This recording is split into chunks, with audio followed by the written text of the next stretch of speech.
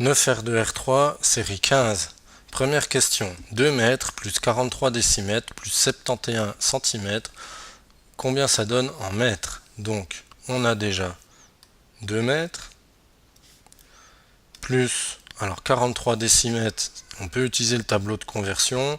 On sait que c'est l'unité immédiatement à droite. Donc, ça nous fait 4,3 mètres plus 71 cm. On sait que c'est 0,71 mètres. Et du coup, quand on additionne tout ça, 2 plus 4,3 plus 0,71, ça fait 7,01 mètres. Deuxième question, 47 x 8 moins 7 x 8. Alors, on peut l'écrire sans les parenthèses, puisqu'ici, comme elles entourent des multiplications, elles n'ont pas vraiment d'utilité. Donc 47 x 8 moins 7 x 8. Alors là, on n'a pas encore vu tout ce qui est distributivité, etc. Mais on peut quand même réfléchir un petit peu. On prend 47 fois le nombre 8 et on enlève 7 fois le nombre 8. Donc au final, c'est comme si on avait seulement 40 fois le nombre 8. Et 4 x 8, 32. 40 x 8, 320. Alors évidemment, on arrive très bien à le faire aussi si on multiplie 47 par 8, qu'on multiplie ensuite 7 x 8 et qu'on fait la soustraction des deux résultats. Il suffira de poser le 47 x 8, le 7 x 8 étant un livret de multiplication. Troisième question, cite les 5 premiers multiples de 11.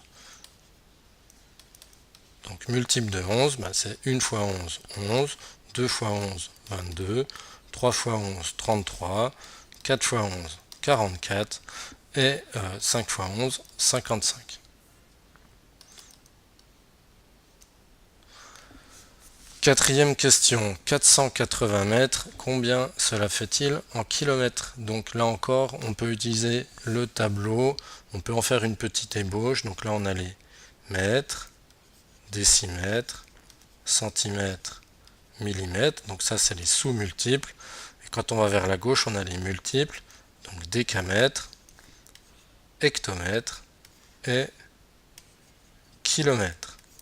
Si on place 480 mètres, on doit aligner le chiffre des unités dans la colonne des mètres, qui est ici, puisque c'est l'unité correspondante.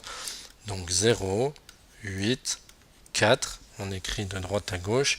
Et du coup, si on veut des kilomètres, hop, on met la virgule, on complète avec un 0, et on obtient 0,480 km ou 0,48 km, puisque du coup, le dernier 0 devient muet. Cinquième question, remplace l'intervalle par un chiffre pour que 8360 quelque chose soit divisible par 5. Alors le critère de divisibilité par 5, c'est tout simplement que le chiffre des unités doit être égal soit à 0, soit à 5.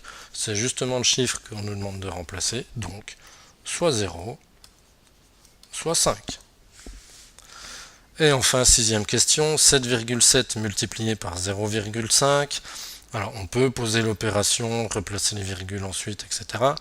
Mais on peut aussi savoir que multiplier par 0,5, ça revient au même que de prendre la moitié, puisque 0,5 c'est 1 demi.